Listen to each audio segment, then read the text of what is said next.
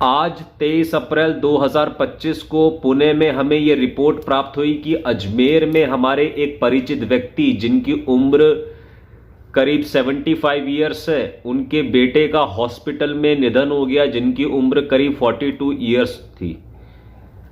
और ऐसा बताया जाता था कि जिनकी मृत्यु हुई वो शराब, सिगरेट, गांजा, तंबाकू, खैनी वगैरह में लिप्त थे।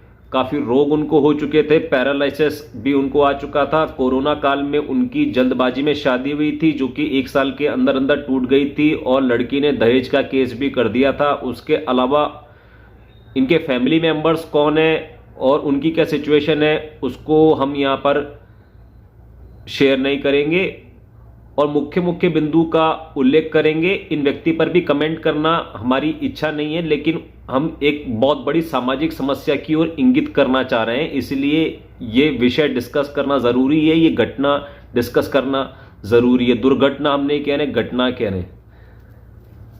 तो ये जो व्यक्ति हैं 75 ईयर्स के, इनके साथ बहुत ही अच्छे संबंध थे और हम उनको गुरुजी गुरुजी करके बुलाते थे और हमेशा इनके शुभ चिंतक रहते थे। मतलब हालत ऐसी हो चुकी थी कि इनकी सेवा करने वाला कोई था नहीं इस पूरी दुनिया में। हितेश शाक्य ही बचे थे जिन्होंने सुपीरियर सोसाइटी की स्थापना करके, सुपीरियर अपनी कम्युनिटी बना के, अपनी जॉब वगैरह छोड़ के, डिग्री विग्री जला के, अपनी इकिगाई इनकम को सिद्ध करके ये फ्रीडम प्राप्त कर ली कि हर साल अजमेर में हम 4 महीने बिताते हैं, जिस दौरान मम्मा के साथ बिताते हैं, मदर के साथ में, और बाकी समय रिश्तेदारों के साथ में और ऐसे लोगों को समय देते हैं, उनकी सेवा करते हैं जितना बन सकता है अपने कंफर्ट और इकिगाई जोन में। तो वो हम जाके सेवा करते थे। हालत इतनी बुरी हो चुकी थी कि कोई इनकम नहीं और कोई सेवा करने वाला नहीं, कोई पूछने वाला नहीं। हॉस्पिटल लेके जाने के लिए कभी कोई हार्ट का प्रॉब्लम है, कभी आइज़ का ऑपरेशन कराना है, वहाँ पर ये फाइल बनानी है, हाथ पकड़ के इधर उधर लेके जाना है, दवाई दिलानी है, उनको वहाँ तक लेके जाना, हॉस्पिटल में सुरक्षित लेके आना, ये सारे जो काम है ये हम करते थे। वो व्यक्ति हम करते थे जिसको वो व्यक्ति कपूत बुलाते थे, मतलब बुरा बुरा लड़का बुलाते थे, क्योंकि जॉब छोड़ दी इसने, जॉब छोड़ दी। अरे मतलब ही किस प्रकार के व्यक्ति थे जो मोदी के गुलाम होते हैं ना, जो सारी जिंदगी अखबार पढ़े हैं और न्यूज़ देखें। अखबार चाटने वाला और न्यूज़ पढ़ने वाला, पूरा का पूरा पेड मीडिया का मेन स्ट्रीम कंटेंट को कंज्यूम करने वाला फॉर 75 फ्रीकिंग ईयर्स, उस प्रकार के वो व्यक्ति हैं। तो नाइस गुडी गुडी और हिंदू राष्ट्र और अब की बार मोदी सरकार और हर बार मोदी सरकार, बस मोदी सरकार मोदी सरकार मोदी सरकार, उस प्रकार के व्यक्ति थे। इस सब की वजह से मतलब उनके और मेरे बीच में काफ़ी विवाद भी रहा, आज भी है। और उनका तो एक ही विवाद है मेरे से, उनको कोई मतलब ही नहीं है। जो ऐसा आदमी होता है ना जो कि पूरा 70-75 साल तक पेड मीडिया का, जो पाठ्य पुस्तकें हैं, फिर पत्रिकाएं हैं, समय सामयिक का, इस प्रकार की चीज़ें, और दूरदर्शन है, न्यूज़ है, उनको फॉलो करने वाला व्यक्ति तो आउट ऑफ द बॉक्स जाके सोच ही नहीं सकता और सिस्टम के बाहर कुछ सोच ही नहीं सकता। तो राइट टू रिकॉल जैसी चीज़, मतलब ऐसी कोई भी चीज़ जो कि पाठ्य पुस्तकों में नहीं है बेसिकली। और बचपन में जब भी हमारे 8वीं में, 9वीं, 10वीं, 11वीं, 12वीं, जब भी हमारा रिजल्ट आता था तो हर सब्जेक्ट में हमारे 75+ % मार्क्स तो आते ही थे, तो उसको डिस्टिंक्शन मार्क्स कहते थे। तो ये व्यक्ति बड़े उत्साहित होते थे, डिस्टिंक्शन मार्क्स लेकर आया है, 3 के अंदर डिस्टिंक्शन, 4 के अंदर डिस्टिंक्शन, वेरी गुड। मतलब कंप्लीटली सिस्टम से चलने वाला आदमी। और उसी वजह से उन व्यक्ति ने अपने जो बच्चे हैं उनके ऊपर भी पूरी तरीके से सिस्टम को लाद दिया। अब ये जो उनके बेटे हैं जिनकी प्रोफाइल अभी अभी मैंने आपको बताई कि सरकारी जॉब में वो थे और उसके बाद उनकी सरकारी नौकरी छूट गई बिकॉज वो बहुत नशा करते थे और कोरोना काल में उनकी शादी हुई और फिर वो दहेज केस हो गया, ये प्रोफाइल तो है। लेकिन इसके पीछे की प्रोफाइल जो कि भुला दी गई उनके पिताजी द्वारा, माताजी द्वारा, परिवार के अन्य सदस्य द्वारा और इस पूरी दुनिया के द्वारा, जो प्रोफाइल हम जानते हैं, वो व्यक्ति हमसे करीब 5-6 साल बड़े थे। तो आज से करीब 25 साल पहले, उससे भी पहले, अजमेर में एक जूडो, कराटे, ताइक्वांडो का कैंप लगा था। अलग अलग स्कूलों में समर कैंप चलते थे। वो 15, 20, 30 दिन का था। उसके अंदर 2 टीचर्स आते थे, मुस्लिम टीचर्स थे। नाम मुझे ठीक से याद नहीं है, बट शायद वो सोहेल सर थे। तो हमारे पास में जो स्कूल था, वहाँ पर जो शाम को सेशन होता था, हम वहाँ पर जाते थे कराटे सीखने के लिए। और वहाँ पर आते थे 200-300 लड़के आते थे। बहुत फ्री में चल रहा था शायद वो, या बहुत ही सस्ता सा, शायद 100-50 रुपये। वो भी ज़्यादा बता रहा हूँ मैं, 100 रुपये भी बहुत ज़्यादा होते थे उस समय। तो वो जो सर थे, सोहेल सर, मतलब वो तो क्या खतरनाक फाइटर थे। अपनी पूरी स्ट्रेचिंग करके दिखाते थे और फ्लाइंग किक मार के दिखाते थे, हु हा करके दिखाते थे। तो हम तो उनको भगवान मानते थे। अब ये ही जो कैंप है दूसरे स्कूल्स के अंदर भी चल रहा था। तो वहां पर ये जो व्यक्ति जिनका निधन हो गया, ये उम्र बड़े थे, तो ये भी उस कैंप को अटेंड कर रहे थे। तो ये जो सोहेल सर थे, ये वहां पे भी सिखाते थे। तो ये जो 75 इयर्स के व्यक्ति हैं, इनके घर पर एक बार जाना हुआ, उसी दौरान मेरा अपनी मम्मी के साथ। तो मैंने देखा भाई साहब, सोहेल खान साहब उनके घर में खड़े। अच्छा, मैंने कहा भाई साहब ये सोहेल सर यहां पे घर में कैसे खड़े हैं? तो पता चला कि इनका जो लड़का है वो एकदम कराटे, कुंफू, ताइक्वांडो, एकदम मक्खन, खतरनाक जिम्नास्ट, एकदम खतरनाक स्ट्रेचिंग, ओए होए। फिर उस लड़के के बारे में और मैंने जानना शुरू किया। लड़का दिखने में एकदम शाहिद कपूर और गाना गाने में एकदम, मतलब अजमेर की बात कर रहा हूं, आज से 25-30 साल पहले ऐसा लड़का जो शाहिद कपूर जैसा दिखे, गोरा चिट्टा चॉकलेटी, एकदम कुंफू बाज, कराटे बाज, उसके बाद गिटार बजाए, कीबोर्ड बजाए, माउथ ऑर्गन बजाए। अरे यार, क्या क्या गजब ढारे यार। मतलब उस टाइम पे तो वो आदमी भगवान ही था मेरे लिए, लिटरली भगवान था भाई साहब। अजमेर शहर में मैं, मतलब मेरे अंदर इतनी शक्ति, इतना सामर्थ्य, इतना कम्युनिकेशन स्किल नहीं था कि मैं बी फ्रेंड कर सकूं उस व्यक्ति को। इसलिए मैं 2 ही लोगों को बी फ्रेंड कर पाया। एक तो जो घर पर टीवी मैकेनिक था, टीवी ठीक करने वाला, जग्गू भैया। और क्योंकि जग्गू भैया के साथ मुझे इलेक्ट्रॉनिक्स सीखना होता था। और नाना जी के फ्रेंड थे, डैडी नाना जी, जिनके यहाँ जाकर वो अरे कितनी बार जिक्र किया यार, रंगीन बोतलों के अंदर पानी भर के और तेल भर के, नीली बोतल है, हरी बोतल है, पीली बोतल है, लाल बोतल है, जो रंग है उस अनुसार सूर्य के गुण उसमें आ जाते हैं तेल और पानी के अंदर। लाल है तो पित्त वाले आ जाएंगे, और नीले हैं तो कफ वाले आ जाएंगे, ठंडे वाले आ जाएंगे। तो किसी इंसान को अंदर पित्त बढ़ा हुआ है तो उसको ठंडा पानी पिला दो, या उसके शरीर के उस अंग के ऊपर ठंडा तेल लगा दो, या जैसे भी, समझ गए ना, मैथमेटिकल इक्वेशन लगा दो। तो पॉइंट ये है कि एक काइंड ऑफ बचपन से वो मेरे लिए एक आदर्श लड़का था अपने एरिया में। ऐसा लड़का जो कि यार, आप समझ रहे हो, दिख भी बढ़िया रहा है और मेरे से उम्र बड़ा भी है और गिटार ही बजा रहा है। उस टाइम पे आप समझ रहे हो यार, गिटार बजाने वाला तो आज तक नहीं जानता अजमेर में कोई, मेरी जानकारी में कोई नहीं है। अरे मेरी जानकारी में तो क्या पुणे में भी कोई नहीं है, मुंबई में भी कोई नहीं जो मेरे जैसा बजा सके। मतलब मेरे नेटवर्क में, मेरी जानकारी में कुछ कुछ तो निकल ही आएंगे, बट इन जनरल बहुत ही रेयर सिचुएशन है। तो आप सोचिए, आज से 30 साल पहले अजमेर जैसे शहर के अंदर एक लड़का गिटार बजा रहा है, कीबोर्ड बजा रहा है, जिम्नास्ट है, पूरी पैर खोल दे रहा है, और कुंफू कराटे। अबे जब सोहेल खान सर उसके घर में ही आ गए, मतलब ये जो फोटो मेरे दिमाग में खींची है ना, ये पहली बार सुपीरियर सोसाइटी के सामने मैं शेयर कर रहा हूं। ये 37 साल की उम्र में ये बात मैंने किसी को बताई नहीं, मेरे दिमाग में फोटो कैसे खिंची हुई है, मेरा तो पूरा मतलब नीचे का जो बेस है, धरातल है, वो हिल गया, क्योंकि वो तो बहुत बड़ी चीज होते हैं। कराटे के जो सर हैं वो 300-400 बच्चों को यहां पे सिखा रहे, तू है कौन बे, तेरे घर में क्या कर रहे हैं, खड़े होके पानी पी रहा यूं करके सोहल सर। अबे मैं तो उस समय से पागल हुआ पड़ा हूं, ठीक है।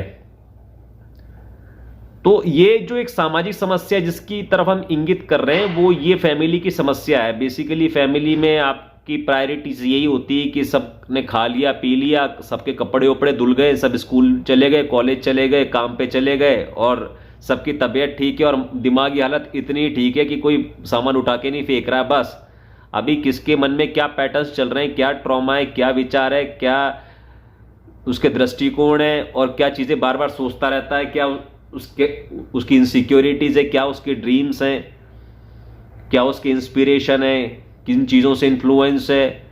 अबे कुछ तो, कोई तो उसके ऊपर रेगुलेशन है नहीं, कोई एनालिसिस तो है नहीं, कोई उसके ऊपर डिस्कशन तो है नहीं, कोई मीटिंग नहीं है। पॉइंट ये है, मैं तो ये बताना चाह रहा हूँ। तो मेरे से जैसा, मेरे से बड़ा कोई सामाजिक और पारिवारिक आदमी मैंने कभी देखा नहीं।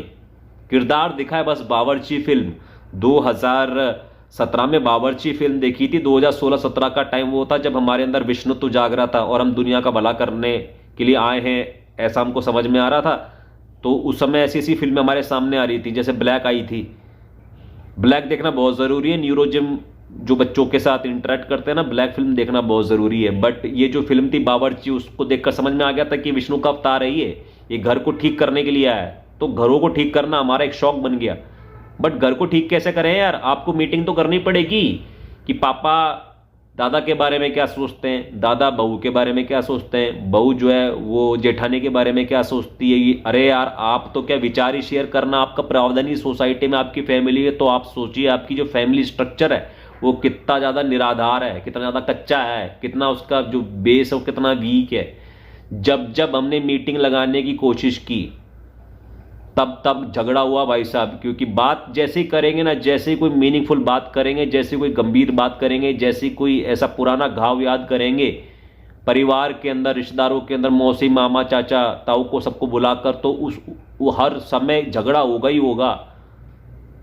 तो झगड़ा तो होगा ही होगा साहब, ईमानदारी वाली बात है, नहीं तो बेईमान है। आपकी सोसाइटी में सबके सब लोग बेईमान है, ये हम कहना चाह रहे हैं। तो ये जो हमारे परिचित व्यक्ति हैं, ये सिस्टम के गुलाम हैं। इन्होंने ये सब देखा ही नहीं, इस व्यक्ति के अंदर क्या प्रतिभा है। और इस व्यक्ति के बारे में क्या बताऊं यार, 5 कॉन्शियसनेस तो है ही। हर इंसान को हर उम्र में, हर जेंडर में, हर मुकाम पे अपने 5 कॉन्शियसनेस पे काम करना होता है। जैसे कि हेल्थ पर काम करना होता है, तो सभी लोग हेल्थ पे काम करेंगे, छोटा हो, बच्चा हो, सरकारी नौकर हो, कोई भी हो। वेल्थ पे काम करेंगे, मतलब जॉब क्या होती है यार, मतलब उनका सपना यही था। उस व्यक्ति खुद की कोई पेंशन नहीं, तो उस इंसान ने अपना सपना अपने बच्चे पर लाद दिया कि तू तो बेसिकली सरकारी जॉब पकड़, बाकी सब कुछ छोड़। अब मुझे क्या पता वो क्या बनता, लेकिन उस पर बात होनी चाहिए थी, रोज मुलाकात होनी चाहिए थी कि ये जो भाई साहब हैं ये अच्छे जिम्नास्ट तो हैं, अच्छे रनिंग भी है। क्या करते थे यार वो, एथलीट कैंप भी चलाते थे, मैं भी जाता था कभी कभी। तो ये बहुत बड़े जिम्नास्ट हैं, बहुत बढ़िया एथलीट हैं, बहुत बड़े बढ़िया ये मार्शल आर्टिस्ट हैं, बहुत बढ़िया गिटारिस्ट है, पियानिस्ट है, सिंगर भी हैं, और दिखने में भी अच्छे मॉडल हैं, एकदम गोरे चिट्टे चॉकलेटी शाहिद कपूर बॉय हैं, और माउथ ऑर्गन भी बजाते हैं। तो भाई साहब इन सब से आमदनी कहाँ हो रही है? कोई आपने कभी सोचा है सबसे कुछ आमदनी हो सके? सोचा है तो फिर चलो उसके ऊपर एक्शन लेते हो, नहीं सोचा तो चलो हम सब लोग मिलके बात करते हैं इस बारे में। तो इस बारे में कुछ बात नहीं करते थे उनके पिताजी क्यों नहीं करते थे? तो आपके पिताजी भी कौन से करते थे? सिर्फ हितेश आके के पिताजी जीवित होते तो वो करते, वो मरते मरते भी वो करते थे। अभी वो डिफरेंट टॉपिक हो जाएगा कि हमारे पिताजी कितने महान थे। बट हम यहाँ पे ये बताना चाह रहे हैं कि आपकी सोसाइटी कितनी बेईमान है। ये जो 75 साल के व्यक्ति हैं, इनकी जिंदगी का एक ही उद्देश्य था, ये जिस भी युवा व्यक्ति को मिलते थे, हमको मिलते थे, अपने बेटे को मिलते थे, या जिसको भी मिलते थे, हमारे सुपीरियर लोगों को मिलते थे, उनको एक ही कैसेट सुनाते रहते थे कि माँ बाप का अपमान नहीं करना, माँ बाप की सेवा करना, माँ बाप का अपमान नहीं करना, माँ बाप की सेवा करना, माँ बाप का अपमान नहीं करना, माँ बाप की सेवा करना, माँ बाप का अपमान नहीं करना, माँ बाप की सेवा करना। क्योंकि इन्होंने पूरी माँ बाप की सेवा की, वो अच्छी बात है, और ये बात भी अच्छी है, माँ बाप का अपमान नहीं करना और माँ बाप की सेवा करना, इसमें कोई गलत बात नहीं है। अरे लेकिन उसके अलावा और भी तो कोई बात कर लो। अब इन व्यक्ति के बचपन में जाते हैं और इनकी थोड़ी प्रोफाइल हम आपको बताते हैं, फिर पता चलेगा कि ये जो बात है ये हम आपके बाप के बारे में बात कर रहे हैं और हर इंसान के बाप के बारे में बात कर रहे हैं, और हर इंसान के बारे में बात कर रहे हैं, सिर्फ इन व्यक्ति के बारे में बात नहीं कर रहे, इस सोसाइटी के बारे में बात कर रहे हैं, समाज के बारे में बात कर रहे हैं जो कि बेईमान है। तो ये व्यक्ति का जो काम था बेसिकली संगीत शिक्षक थे, सितार सिखाते थे। सितार के अंदर ये बीए एमए जो ये सब थे, हमेशा एकेडमिक पढ़ाई लिखाई, एकेडमिक पढ़ाई लिखाई, एकेडमिक पढ़ाई लिखाई। तो करीब 4-5 साल पहले हम इनके पास सितार सीखने गए। तो मतलब हम इस प्रकार के म्यूजिशियन है कि एक्शन वाले म्यूजिशियन है कि आप सीधे उसके साथ बात करो, इंस्ट्रूमेंट के साथ लग जाओ, उसके साथ कुश्ती करो, तो वो आपको सिखाएगा, कुछ आप उसको सिखाना कि मैं ऐसे बजाना चाह रहा हूं, और वो आपको सिखाएगा इंस्ट्रूमेंट कि मैं तो ऐसे बजना चाह रहा हूं। अब दोनों में कहां तालमेल होता है, यही आपकी साधना है। लेकिन ये तो पढ़ाई लिखाई वाले आदमी, एकदम एग्जाम टू एग्जाम वाले आदमी, तो ये तो पहले कॉपी लेके बुलाते हैं, कॉपी के अंदर फिर आपका थ्योरी लिखाते हैं, ये सितार ऐसा होता है, सितार का ये पार्ट ऐसा होता है, फिर दादी निंदा ये होता है, फिर इसका इदार आधा होता है, फिर उसको मिजराब कहते हैं, ये कर करके एक तो वैसे दिमाग खराब करते किसी का भी। मतलब ये तब हम गए थे जब इन व्यक्ति के पास आय के कोई साधन नहीं बचे थे। साल महीने के इनको कुछ 1000-1200 की हम फीस देने वाले थे, हफ्ते में 3 बार जाने वाले थे, और तीसरी बार में हमारा गिव अप हो गया क्योंकि ये सब करने लग गए, ये थ्योरी करने लग गए। अब जब सितार इन्होंने हमारे हाथ में दिया, और हम तो क्या है कि इंस्ट्रूमेंट के साथ काफ़ी साल, बाकी जैसे गिटार है, संगीत हमारा बहुत अच्छा है, तो मैंने गुरुजी को बोला कि अब ये सब तो हो गया, कुछ अब गाना वाना तो बजा के सुना दो। तो गुरुजी बोलते गाना वाना नहीं आता मुझे, तो यमन राग का आरो अवरो आता है, और फिर वो पकड़ वकड़ आती होगी। तो मैंने बोला ये राग यमन नहीं जानना मेरे को तो कोई गाना सुनाओ, और आपसे नहीं हो पा रहा तो मुझे बताओ, क्योंकि उन्होंने मुझे ऐसे स्ट्रोक सिखा दिए। और इधर से सितार बेसिकली दिखने में हवा लगता है, न्यूरोजिम नहीं जाते ना आप, इसीलिए आपको पता नहीं, आपको लगता सितार बहुत भारी चीज़ है, बहुत खतरनाक चीज़ है। सितार कुछ नहीं है, गिटार का बच्चा है। सितार में एक ही तार होता है, बाज का तार होता है, उसको बजाना होता है, बस एक ही तार बजाना होता है। बाकी सारे तार बहुत ही नॉन यूजफुल और बहुत ही एडवांस होते हैं, जिनकी बहुत कम जरूरत पड़ती है। और बाकी के जो तार होते हैं वो फीलिंग करने के लिए होते हैं, टिंग जिंग जिंग टिंग टिंग जिंग चिंग टान टान टान चिंग चिंग चिंग चंग चंग चंग चिंग, इस प्रकार से। तो वो फीलिंग के लिए, लेकिन basically it's a single string instrument, this is the whole point I am trying to make. तो वो कुछ बजा नहीं पा रहे थे, तो मैंने वहीं पर जाके बजा दिया रघुपति, मुझे समझ में आ गया ना, टो टो टो टो टो टो टो टो, क्योंकि 3 नोट साथ में, तो वहीं पर ही तो बजाना, एक बार देखना है कि पकड़ते कैसे बाज के तार को और स्ट्रोक कैसे मारते। तो हमने गाना बजा दिया, मुश्किल से 2 मिनट के लगे हमको रघुपति निकालने में। रघुपति राघव राजा टो, बीट लगाना भी हमने वही दिख लिया, क्योंकि सितार गिटार के अंदर हमने बेंड बहुत किया नोट्स को। तो बोल रहा कि बहुत 3, 4, 5, 10, 20 साल, पता नहीं कितने 300 साल सितार की साधना करने के बाद मींड लगाना आएगा। अबे क्या क्या कर रहे हो तुम? मतलब उसमें कोई यार न्यूरोप्लासिटी, कोई न्यूरो साइंस, कोई क्वांटम, कोई चक्र। अब मतलब यार जो आदमी सितार आपसे सीखने आया, इतना भारी आदमी है, थोड़ा उसके चरणों में गिर के तो थोड़ा तो आप समझ तो लो, विद्यार्थी को तो समझ लिया करो। तो फिर धीरे धीरे उनका दर्द छलका। अब ये व्यक्ति हमको 70 की उम्र में बता रहा है दिल का दर्द। मतलब बूढ़ों के साथ में तो हम इतना समय गुजारते हैं ना, फुल टाइम वेकेशन ले लिया हमने जॉब से और बूढ़ों के साथ टाइम बिताते हैं, ये कंफर्म करने के लिए कि इन सब के संस्कार बेकार, इनका पूरा संसार बेकार। सोच हितेशाकी की सही, डे 1 से 25 जुलाई 1987 ये कंफर्म करते हैं। इसलिए बूढ़ों के साथ हम नेवर एंडिंग टाइम बिताते हैं। उनको ऐसा लग रहा होगा कि मैं बहुत सेवा कर रहा हूं, वो सेवा नहीं कर रहा हूं, मैं कंफर्म कर रहा हूं कि मैं सही और आप गलत। और सेवा तो इंसानियत के नाते कर रहा हूं मैं, करुणा के नाते, सामाजिक दायित्व के नाते नहीं। बट सामाजिक दायित्व निभाने में भी मैं मानता हूं। बट मैं आपको बता रहा हूं कि अब दर्द छलका उन बाबूजी का। तो वो हमको क्या बता रहे हैं कि असल में तो वो कभी सितार बजाने नहीं चाहते थे, ये तो मार मार के पिताजी ने सितार में लगा दिया, और अब सितार में बीए कर लिया तो फिर एमए कर लिया, तो उसके बाद ये कर लिया वो कर लिया, तो उसके बाद जॉब लग गई, उसके बाद यहाँ पे एडमिनिस्ट्रेटिव काम करने लग गए, तो उसके बाद सैलरी मिलने लग गई, तो परिवार हो गया, तो साथ में सितार की थ्योरी भी सिखाने लग गए। और प्रैक्टिकल की बात आई तो उसके अंदर क्या है, यमन राग का आरोह सुना दिया, और बाकी तो सब थ्योरेटिकल है। वो तो चाट चाट के एकेडमिक आदमी, ये पढ़ाई लिखाई करने वाले, स्कूल जाने वाले अच्छे बच्चे हो तो डिस्टिंक्शन मार्क्स लेकर आ गए, हितेश शाक्य वेरी गुड, उस प्रकार के व्यक्ति थे, तो वो आगे सितार के शिक्षक बन गए और जीवन चल गया, और सैलरी मिल रही है, पेंशन है नहीं, तो 70 की उम्र क्रॉस हो गई इतने में। और अब हितेश शाक्य चूंकि फुल टाइम एक बाबा बन के बैठे, तो अब हमको वो बता रहे सच्चाई की असल में तो वो गाना गाना चाहते थे। तो क्या है कि जब उनका जो घर था ना, उसके अंदर परिवार, जब वो छोटे थे ना तो परिवार में सदस्य बहुत सारे थे, तो सुबह सुबह किसी को स्कूल जाना होता था, किसी को कॉलेज जाना होता था, किसी को कहीं पे जाना होता था, तो वो बाथरूम में जब ये व्यक्ति नहाते थे तो नहाते नहाते गाते थे, तो इनके दादाजी चिल्लाते थे ये गाना बंद कर बाहर निकल, तो वहां से इन व्यक्ति के बचपन में दिमाग में ये ट्रॉमा डल गया कि गाना नहीं गाना भाई साहब, तो गाना वहां से छूट गया। तो मैं आपको बताना चाह रहा हूं, तो बचपन से आप ये टेप रिकॉर्डर बचा रहे हो कि माँ बाप का अपमान नहीं करना, माँ बाप की सेवा करना, माँ बाप का अपमान नहीं करना, माँ बाप की सेवा करना, अरे वो सब तो ठीक है, बट माँ बाप ने आपके बचपन के अंदर आपके जिंदगी में फुल स्टॉप डाल दिया, अब तो आप लाश हो।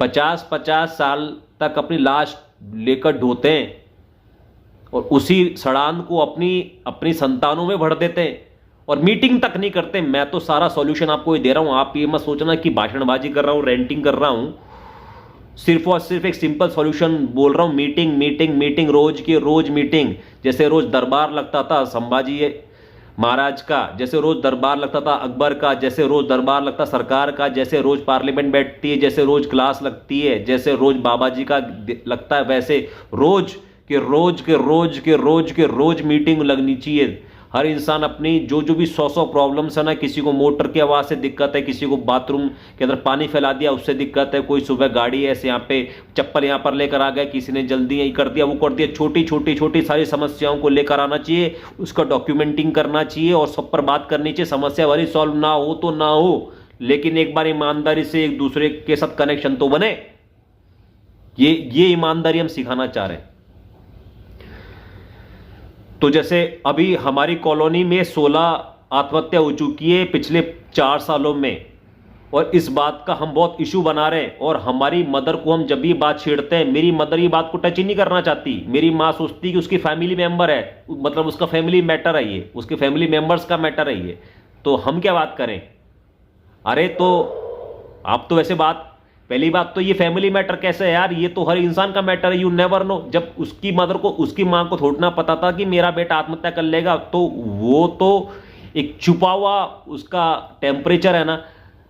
जब वो आत्महत्या कर ली तब पता चला कि इसके दिमाग में ये सब चल रहा था। अब आपको कैसे पता चलेगा कि परिवार के किस सदस्य के दिमाग में क्या चल रहा है, तो उसके लिए तो बातचीत करनी पड़ेगी ना। तो आपने तो ना तो उसके घर जाके बात कर रहे हो, ना इस समस्या के बारे में बात कर रहे हो, ना आप परिवार में वैसे भी बात कर रहे हो, बातचीत नहीं कर रहे हो, फोन कर रहे हो। अब जब से IIT बॉम्बे गया हूं मैं 2004 से 5 से, तब से मेरी माँ मेरे को फोन कर करके ये पूछ रही खाना खा लिया क्या, खाना खा लिया क्या, खाना खा लिया क्या। अबे इतना सारा खाना खा लिया मर जाऊंगा मैं, लेकिन और कोई मुद्दे की बात नहीं पूछ रही। जिंदगी में क्या गम है, क्या खुशी है, किसने क्या बोला है और कहां पर क्या सुना है, किसके इन्फ्लुएंस में आ गए हो, क्या करना चाहते थे, क्या बनना चाहते थे, अब दिमाग में क्या चलता है, कुछ नहीं, कुछ कोई मीटिंग नहीं भाई साहब। फिर मेरी मम्मी बोलती है कि मैं पैसे वैसे कमाने में, अपने जॉब करने में, बिकॉज सिंगल मदर थी तो वहां व्यस्त थी। अरे तो मेरी माँ व्यस्त थी तो मेरे तो कौन किसके बाप ने किया ये मेरे को बताओ, किसकी माँ ने किया। दूर दूर तक अजमेर में, जयपुर में, पूरे राजस्थान में, पूरे भारत में, पूरे मानव जाति के इतिहास में मैं तो ये बोल रहा हूं किसने किया ये तो हितेश शाक्य स्वयं करते हैं, दूसरे के बच्चों के साथ में जाके, उनके माता पिता के साथ में जाके हितेश शाक्य करते हैं, एहसान करते हैं। तो मतलब बेवकूफी और बेईमानी एक नंबर है हमारे अजमेर में लोग। एक हमारा रिश्तेदार है, सबसे ज्यादा पूजनीय है, उसको 2011 में 2021 से पूछा था नगर निगम के चुनाव में किसको वोट दे रहा है, तो बोल रहा है कि बाय द वे इस रिश्तेदार की उम्र भी करीब 75 प्लस, तो ये बोल रहा है कि हम तो 50 साल से कांग्रेस को वोट देते आ रहे, हमको मतलब नहीं कौन खड़ा हो रहा कौन खड़ा नहीं हो रहा। तो ऐसा आदमी आप सोचो हमारे पूरे शाक्य समाज में बहुत पूजनीय है, क्योंकि पूजनीय होना चाहिए। हितेश शाक्य को, और हितेश शाक्य को बोलते ही पागल है, गाली गलौज करता, बदतमीज आदमी है, ज्यादा पढ़ लिख के दिमाग खराब हो गया इसका। और ऐसा आदमी मतलब जो आदमी 50 साल से कांग्रेस को वोट दे रहा, आप सोचो उसकी बुद्धि क्या होगी और उसने अपने बच्चों को क्या ज्ञान दिया होगा। और समाज में उसकी इज्जत इस बारे में है कि वो 4-4 5-5 बच्चे पैदा कर दिए उसने, और उसका जो छोटा भाई था ना वो खुद 4-5 बच्चे पैदा करके दारू पी के मर गया, और उसका जो बड़ा भाई था ना वो भी 4-5 बच्चे पैदा करके दारू पी के मर गया। अब ये जो आदमी है बीच वाला रिश्तेदार, इसकी समाज में क्यों इतनी प्रतिष्ठा है? क्योंकि एक तो किसी को नेगेटिव बात नहीं करता, सबको आप करके रेस्पेक्टफुली बात करता है, गाली गलौज नहीं करता, हर किसी की शादी के अंदर पहुंच जाता है और हलवाई बन जाता है। और इसने अपने 5 बच्चे और अपने बड़े भाई के 5 बच्चे, छोटे भाई के 5 बच्चों की शादी कर दी। ये बहुत महान काम कर दिया, घर बसा दिया, लड़कियों का घर बसा दिया, लड़कों का घर बसा दिया। मीटिंग कभी नहीं करी इसने, घर में न्यूरोजिम कभी नहीं बनाई, बातचीत कभी नहीं करी, आम सभा कभी नहीं लगाई, जिसकी वजह से क्या हुआ, इसके जो छोटे भाई का लड़का ये गया किस शहर में, उसकी उम्र करीब होगी मेरी उम्र करीब, उसमें कुछ लोन हो गया, कुछ कर्जा हो गया। कर्जा क्या होगा यार, 1 लाख 2 लाख 3 लाख, ये तो गरीब लोग हैं, गरीब गुलाम लोग हैं, ये तो 1 2 3 लाख के अंदर निपट जाते हैं। तो मेरी उम्र का लड़का 1 2 3 लाख करीब का जो लोन था उसमें वो निपट गया फांसी लगा के और उस बात को हो गए 2-3 साल।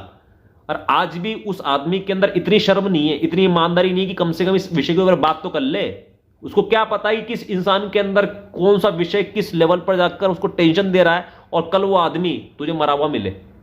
इतनी बेईमान सोसाइटी है आपकी, मैं तो आपको ही बोल रहा हूं। तो अगर सोसाइटी में इन सब समस्याओं का कभी कुछ करना है तो ये करना है कि मीटिंग, रोज के रोज बात, रोज के रोज मुलाकात, रोज के रोज बात, रोज के रोज मुलाकात। नहीं तो फिर वो फर्जी रिश्ते हैं, एक दूसरे गोली मारो, काट डालो, खत्म करो। रिश्ता तो एक ही बरकरार है, हमारा और सुपीरियर सोसाइटी का भाई साहब।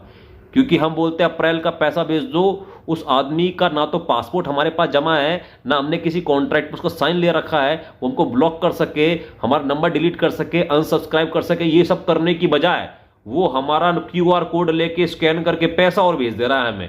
आप सोच रहे हो, इसको बोलते हैं ईमानदारी, इसको बोलते हैं प्रोएक्टिविटी, इसको बोलते हैं ऑथेंटिसिटी, और इसको बोलते हैं रिश्तेदारी।